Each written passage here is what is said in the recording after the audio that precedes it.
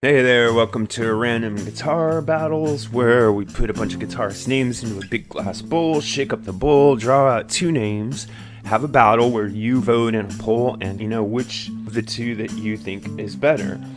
In this case, we got quite a banger of a match in Slash versus Randy Rhoads. And so what I'm going to do is give you 3 reasons why each of the guitarists is the better one, and then you go ahead and tell me what you think by voting. So with Slash, the first thing you have to mention with Slash is his melody and his sense of composition. And when I say that, I don't just mean his soloing, I do mean his riff writing right down the pipe, classic rock, but it's also right straight to the heart, and yet it never sacrifices its edge.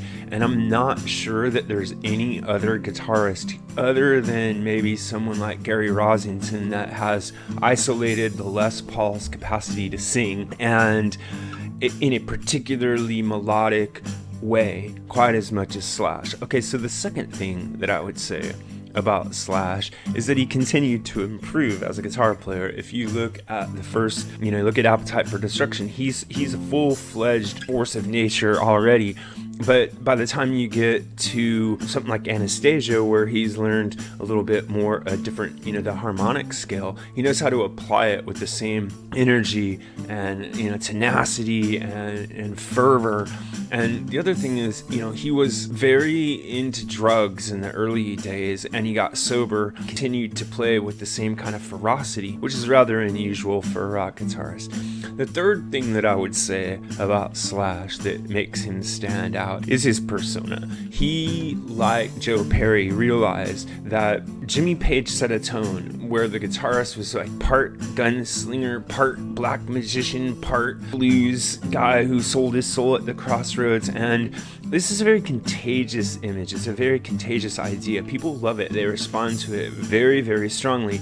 But if you just come out and look like Jimmy, or you just come out and look like a vampire, it's probably not enough. You have to have the attitude and the style and the sound and the entire package, the full presentation, and Slash manages to pull this off with the best of them. So moving on to Randy Rhoads. The first thing for Randy is, of course, his ability to incorporate classical guitar into a heavy metal format. Not that he was the first person to do it, not that he was even the best at it, but he did it in a way that none of us will really ever forget, in a way that was stunning and somehow perfect for Ozzy, although nobody saw it coming. So I think if you had to step into the shoes of being the guitarist who plays for Ozzy, and it was Tony Iommi who was the one who cemented them as mythic figures, it would be a really, really daunting task. But if you go back and listen to Wizard of Oz and Diary of a Madman, what you hear is just the sheer joy and love of playing coming from Randy.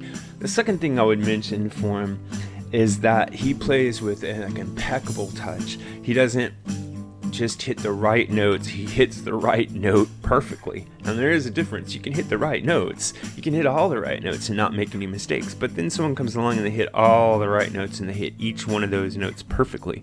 And that is something that a player like Clapton does, but Clapton doesn't play at lightning speed like Randy Rhoads was known to do. The third thing that I would say for him is he just has so much drama in his playing. Light and shade, happiness, sadness. He's epic, but he's popish. He's heavy, but he's light of touch. He is a sensitive player, but he doesn't play with a vulnerability. He plays with an aggression that's, almost punk rock at its level of confidence. So if you're looking for an emotional delivery, Randy Rhoads has got, he's coloring with all the crayons in the box. So those are my 3 elements for each of the guitarists. Now I'd love to hear what you think by seeing your comments in the section below, and of course the most important part is how you vote in the poll. Also remember to like and subscribe. Thanks a lot.